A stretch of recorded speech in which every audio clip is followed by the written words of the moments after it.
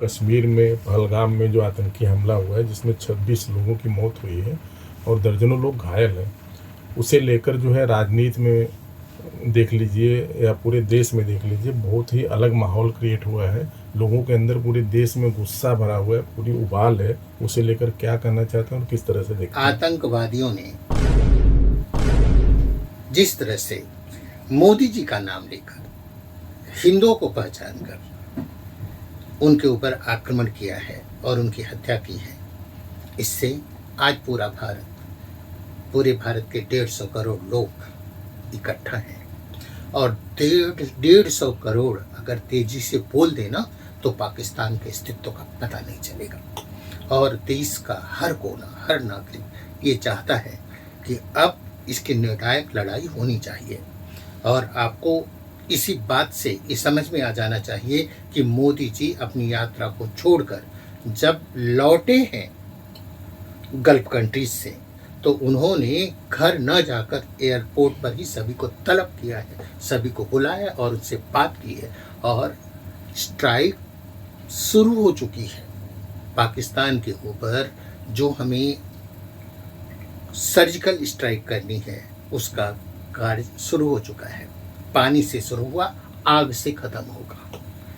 और आज हर देश का नागरिक गुस्से में है। मोदी जी इस बात को जानते हैं। मोदी जी कुछ भी करें लेकिन अपने देश की आत्मा की आवाज को कभी दबाते नहीं हैं। पाकिस्तान के अस्तित्व का सवाल आ जाएगा इस घटना को लेकर, क्योंकि यह प्रमाणित हो चुका है कि पाकिस्तान के लोग इसमें कहीं न कहीं इन्वॉल्व रहे हैं।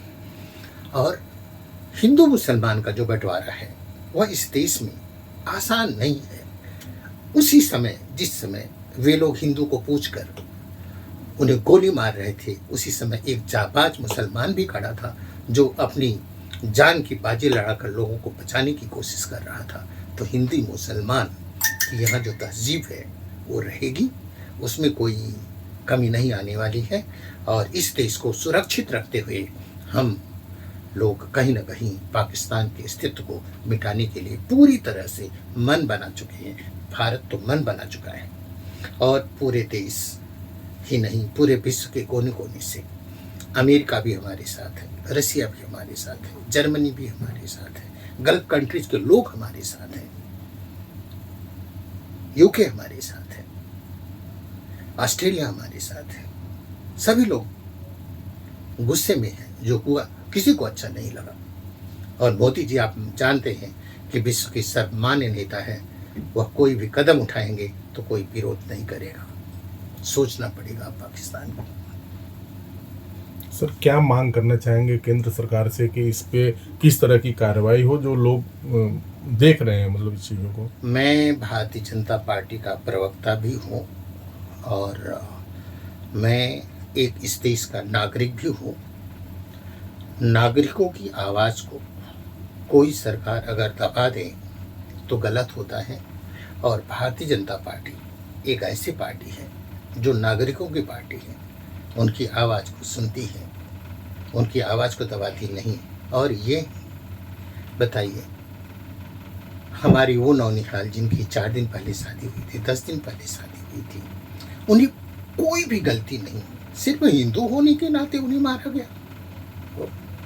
अफसोस है, भारत नहीं सहन करेगा। अगर सहन करेगा तो अच्छा नहीं होगा। हिंदू में भी सर देखा गया तो आतंकियों ने कहा कि कलमा पढ़िए, कलमा पढ़ने के बाद उनको छोड़ दिया गया। इसमें एक असम का एक हिंदू व्यक्ति था। ये कहाँ तक सही है कि आप मजहबी ज्ञान को बांट रहे हैं और नहीं पढ़ने आ रहा है तो आप गोली मार दे रहे हैं? ये सब तो आतंकवादियों का कोई धर्म नहीं होता, कोई जाति नहीं होती। इस समय देश का मुसलमान भी बहुत गुस्से में है, उनके ऊपर आक्रामक है। हिंदू तो आक्रामक है ही, कश्मीर के लोग भी इस बात को पसंद नहीं किए हैं। इस समय सरकार, विपक्ष, हर भारत का इंसान इस बात को लेकर नाराज है। और भारत के इस नाराजगी को कहीं ना कहीं हमारी सरकार को आक्रमण के रूप में, इसे न्याय दिलाने के रूप में तब्दील करना ही पड़ेगा। भारत का हर बच्चा, हर आदमी न्याय की मांग कर रहा है। सभी को न्याय चाहिए। हमारे निरपराध लोग मारे गए हैं, अब भारत सहन नहीं करेगा। सर, कहा जा रहा है कि कुछ चुनाव को लेकर लोगों में गुस्सा था वहाँ पर, ये बीजेपी की देने के वहाँ पर जो चुनाव हुआ उसे लेकर इस तरह का माहौल बनाया गया, जबकि सब कुछ ठीक ठाक चल रहा था, तो क्या कहना ऐसा नहीं है। अगर ऐसा होता तो पहले भी कुछ घटनाएं हुई होती। यह तो सिर्फ और सिर्फ पाकिस्तान की चाल है।